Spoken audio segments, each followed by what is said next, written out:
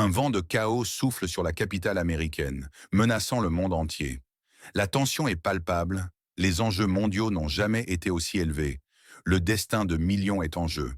Au cœur de cette tempête, un homme se dresse, promettant la paix là où d'autres ne voient que la guerre sans fin et la destruction. Cet homme est Donald Trump. Nous parlons d'une conférence de presse explosive, d'une interaction informelle où chaque mot, chaque phrase a le pouvoir de changer le cours de l'histoire. Préparez-vous à une immersion totale au cœur du pouvoir, là où la vérité est trop souvent enterrée sous les gros titres trompeurs et les récits manipulés. Ce qui a été dit pourrait non seulement redéfinir les alliances mondiales, mais aussi révéler des complots cachés. Est-ce un véritable tournant décisif ou simplement une autre promesse grandiloquente? Le monde retient son souffle. La réponse pourrait tout changer pour vous, pour nous tous. Question à vous. Où vous regardez-nous en ce moment? Écrivez la ville et le pays. La scène se déroule comme une conférence de presse inattendue, un moment crucial où l'ancien président américain, Donald Trump, a interagi avec le président de la nation frontalière, Volodymyr Zelensky, et des journalistes. Ce n'était pas une simple rencontre protocolaire. C'était un face-à-face chargé d'émotions brutes, de reproches cinglants et de promesses audacieuses qui pourraient changer la donne. Les thèmes abordés étaient explosifs, touchant aux nerfs les plus sensibles de la politique mondiale. La fin du conflit dans la nation frontalière était bien sûr au centre de toutes les discussions. Le poids de cette quête de paix est immense. Mais ce n'était pas tout. La question brûlante des élections dans ce pays ravagé par la guerre a également été soulevée, un dilemme démocratique quasi impossible en temps de conflit. Ensuite, il y a eu la critique féroce de Trump contre les médias américains, qu'il a accusé sans détour de partialité et de mensonges éhontés. L'aide massive des États-Unis à la nation frontalière, les garanties de sécurité essentielles pour sa survie face à l'agression, tous ces sujets ont dominé les échanges, des heures durant. Les journalistes, dont Brian, ont posé des questions incisives, parfois provocatrices, cherchant à déstabiliser l'ancien président. Ils ont abordé à la fois la situation critique de ce pays de l'Est et des sujets épineux de politique intérieure américaine, notamment les critiques acerbes de Trump envers le processus électoral américain, qu'il juge truqué et profondément corrompu. C'est ici que les choses deviennent vraiment intrigantes, car Trump a glissé une information capitale, un détail qui pourrait faire basculer l'équilibre des pouvoirs mondiaux. Il a mentionné une future rencontre avec un président la semaine prochaine. L'implication était claire et non dissimulée. Il s'agissait du président russe, Vladimir Poutine. Plus encore, un appel téléphonique avec Poutine était en attente, juste après la réunion actuelle. Un signe de diplomatie secrète, audacieuse, menée en dehors des canaux habituels. Zelensky, via un rapporteur, très probablement son épouse, a partagé une phrase d'une puissance émotionnelle rare, citée par Trump. Elle voudrait vraiment que cela se termine. C'est le cri d'un peuple souffrant, d'une nation à bout. Zelensky lui-même a ensuite affirmé, avec une prudence teintée d'espoir, « Oui, bien sûr, nous sommes prêts pour les élections. Oui, nous devons assurer la sécurité. » C'est une déclaration qui met en lumière la tension déchirante entre les idéaux démocratiques et la réalité brutale d'une guerre. La sécurité avant tout, vraiment? Comment organiser une élection libre et juste sous les bombes, avec des millions de déplacés? Trump a ensuite lancé une attaque frontale et dévastatrice contre l'administration Biden. Il a qualifié l'actuel président américain de corrompu et de pas intelligent. Il l'a rendu directement responsable de la prolongation interminable de la guerre et de la situation chaotique, voire catastrophique, aux frontières américaines. Des accusations graves, directes, sans appel, qui résonnent et qui divisent profondément la nation. Ces allégations sont-elles fondées ou s'agit-il d'une nouvelle salve dans la guerre politique incessante qui ronge les États-Unis? La question est posée et elle mérite une réponse. Question à vous. Vérifions la géographie de notre émission. Ville, pays, et vous pouvez ajouter un drapeau. Pourquoi tout cela est-il si important, si critique maintenant? Ce discours compte, et il compte pour des millions de vies humaines. Les implications sont gigantesques, touchant tous les aspects de notre existence quotidienne. Sur le plan militaire, la prolongation du conflit dans cette nation frontalière se traduit par un coût humain et matériel absolument immense. Une paire de millions de personnes, selon Trump, auraient déjà péri. C'est un chiffre terrifiant qui donne froid dans le dos, un bilan humain insupportable. Chaque jour qui passe apporte son lot de souffrances inouïes, de destruction irréparable. Le risque d'escalade est omniprésent, la menace nucléaire plane toujours sur nos têtes. Combien de vies encore perdues avant la paix, si une paix est même possible dans cette situation désespérée? Sur le plan économique, la situation est tout aussi alarmante. Elle touche directement votre portefeuille. Trump a martelé les chiffres. Plus de 300 milliards de dollars, voire 350 milliards de dollars, d'aides données par l'administration Biden à la nation frontalière. C'est une somme pharaonique, des chiffres qui donnent le vertige et choquent les contribuables américains, qui voient leurs impôts partir à l'étranger. Mais est-ce réellement de l'aide désintéressée? Trump a insisté avec force, avec un ton accusateur. Nous ne donnons rien actuellement. Nous vendons des armes. Cette déclaration change absolument tout. Elle transforme la perception de l'aide en une transaction commerciale pure et simple, un marché lucratif.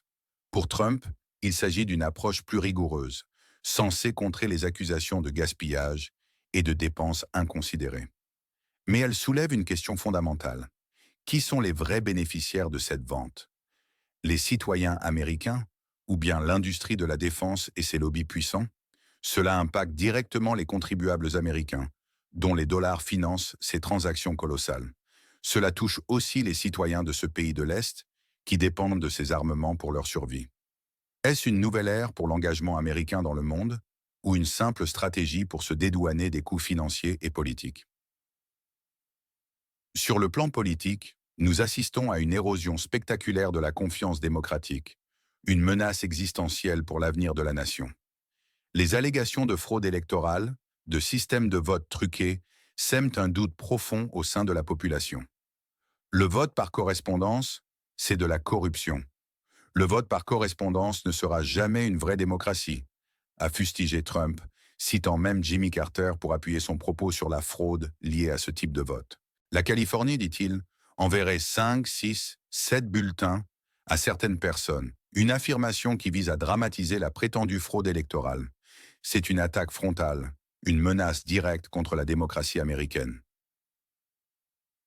La polarisation de la société atteint des niveaux historiques, créant des divisions profondes. Et sur le plan international, la crédibilité des institutions établies, comme l'OTAN, est mise à l'épreuve. L'Amérique apparaît instable, divisée, et le monde se demande si le leader du monde libre peut encore se gouverner lui-même, et donc être un partenaire fiable et prévisible. C'est une question qui résonne partout, de Washington à Bruxelles, de Pékin à Moscou, avec des conséquences imprévisibles. Quel événement dans le domaine de la sécurité intérieure est sous-estimé par les médias? Nommez-le et expliquez. Les versions officielles s'opposent violemment aux récits alternatifs et aux insinuations les plus sombres.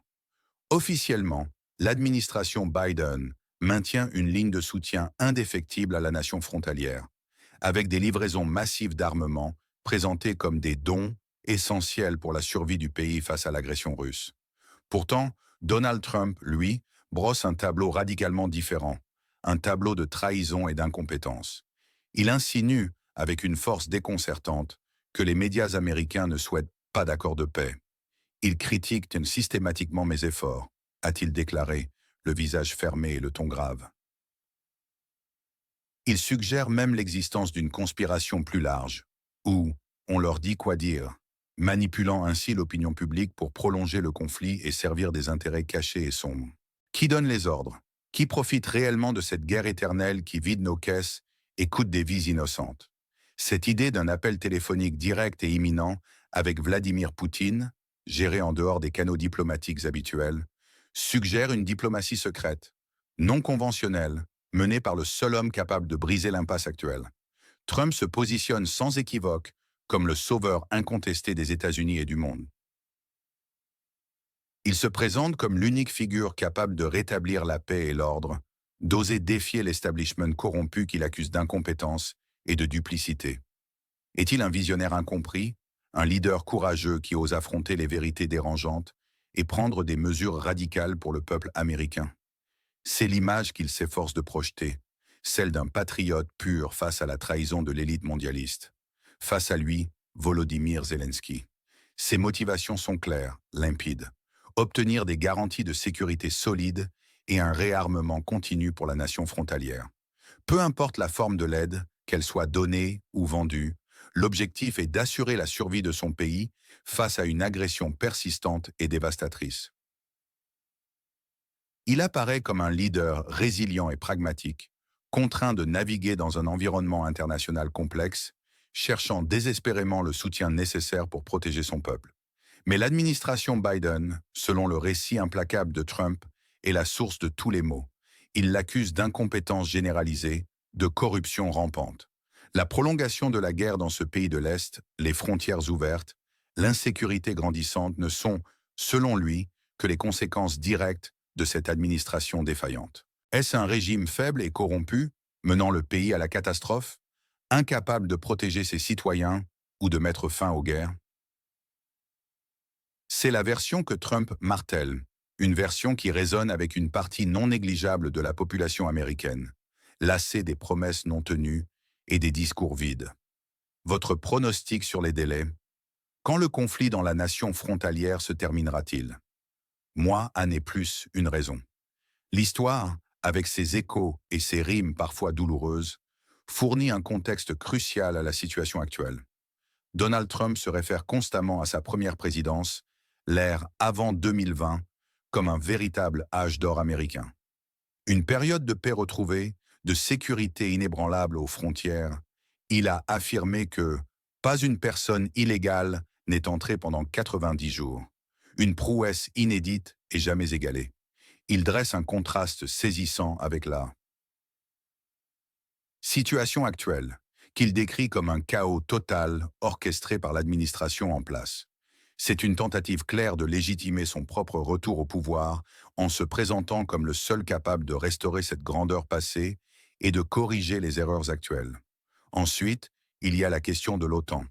Trump a rappelé l'opposition historique de la Russie à l'adhésion de la nation frontalière à l'organisation du traité de l'Atlantique Nord.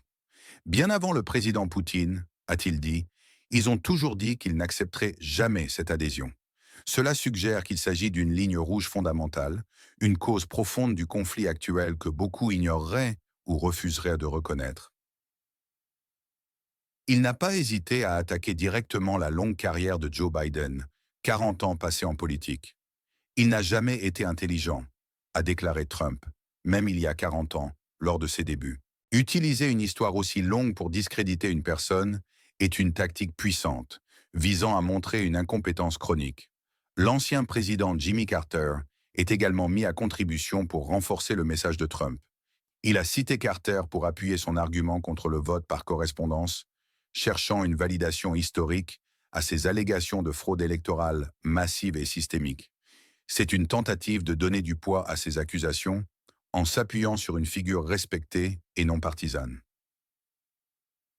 Enfin, Trump a évoqué des guerres de 31, 35, 37 ans. Sans donner de contexte spécifique précis, ces chiffres flous servent à souligner la durée interminable des conflits, la difficulté quasi insurmontable de parvenir à la paix, et surtout à renforcer l'idée que les accords de paix sont des événements rares, presque impossibles dans les médias traditionnels. Il se positionne ainsi comme l'exception, celui qui peut faire l'impossible et qui a déjà conclu 6 accords cette année, bien que non spécifiés comme des traités de paix formels, qui auraient mis fin à des conflits sans cesser le feu. Il est le négociateur ultime, l'homme de la situation. Question à vous, aidez-nous avec le timing des épisodes.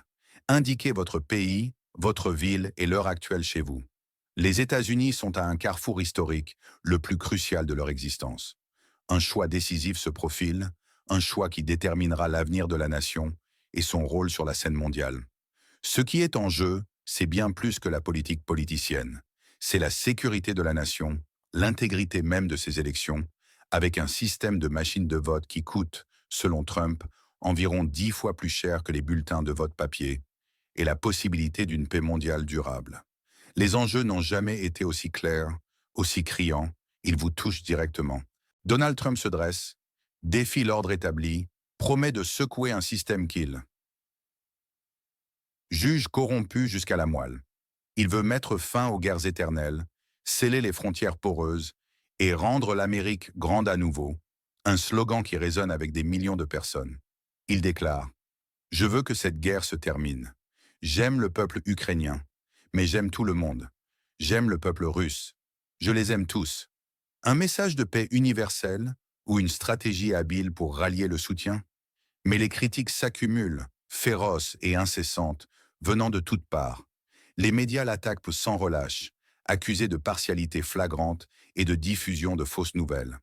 Les démocrates le vilipendent, cherchant à le discréditer à tout prix et à l'empêcher de revenir au pouvoir.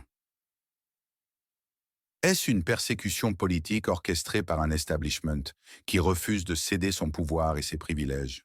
Ou une juste remise en question de ses méthodes et de ses déclarations controversées, jugées dangereuses? La presse est-elle vraiment l'ennemi du peuple, comme il le suggère, avec une confiance dans les médias à un record historique de faiblesse? C'est la question que se posent des millions d'Américains, déchirés entre les récits opposés et les faits contestés, ne sachant plus qui croire. La couverture partiale de Trump et de la guerre dans ce pays de l'Est est-elle la preuve qu'ils veulent cacher la vérité, maintenir le chaos pour leurs propres intérêts inavoués et leurs agendas secrets? Que faire face à cette marée de désinformation et de manipulation généralisée? Est-ce la fin d'une ère de stabilité relative et de confiance, ou le début d'une révolution imprévisible qui redéfinira tout, pour le meilleur ou pour le pire? C'est à vous de décider, car votre voix compte plus que jamais dans ce combat pour la vérité. Où se situe la ligne rouge entre l'intégrité démocratique et la manipulation? Une seule phrase. Les citoyens américains méritent de savoir, ils méritent dans la vérité, sans phare ni filtre, une vérité que les médias traditionnels refusent souvent de montrer. Ne laissez pas les récits officiels ou les médias partisans vous dicter votre pensée, manipuler vos émotions ou contrôler votre perception de la réalité. Faites votre propre opinion, forgez votre propre jugement, basé sur les faits que nous vous apportons sans crainte. Partagez cette vidéo massivement, faites-la circuler auprès de vos proches, de vos amis, éclairez ceux qui sont encore plongés dans l'obscurité de la désinformation et des mensonges médiatiques. Abonnez-vous dès maintenant à notre chaîne pour un décryptage sans compromis et sans censure de l'actualité politique mondiale. Appuyez sur la cloche des notifications pour ne manquer aucune de nos analyses percutantes, car chaque jour apporte son lot de révélations et la vérité mérite d'être entendue par tous. C'est votre protection indispensable contre les fausses nouvelles et les agendas cachés qui menacent notre liberté. Votre soutien est vital pour que nous puissions continuer à vous apporter une information honnête et éclairante, jour après jour.